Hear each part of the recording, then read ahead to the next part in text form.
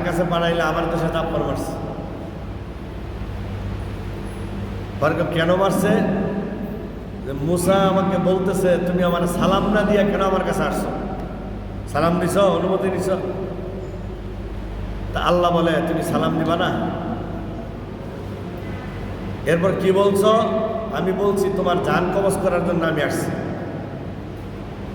তুমি বলবা তোমার রবের পক্ষ থেকে আমি তোমার জান কবজ করার জন্য আসছি, এবং আমি আমার বন্ধুকে এটা বলে দিলাম মুসাকে, যদি সে চায় যে কোনো একটা গাভী অথবা গরু এই সমস্ত প্রাণীর উপর যেন সে কি করে হাত রাখে, তার হাতের নিচে যতগুলো পশম থাকবে ওই পশম অনুযায়ী এক একটা পশম অনুযায়ী তাকে কোথাও কোথাও আছে 1 মাস, কোথাও আছে 1 দিন, কোথাও আছে 1 বছর করে তার হায়াত আমি বাড়াই দিই।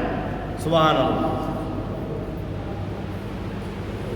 এবার ফেরেশতা আসছে মুসা নবীর কাছে, আসসালামু আলাইকুম।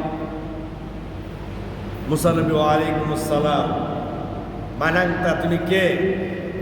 আনা মালাকুল মাউত মিন ইজনি বিরব্বিল্লাহ, আমি মালাকুল মাউত, আমি আমার রবের পক্ষ থেকে আসছি। কথা ঠিক আছে না?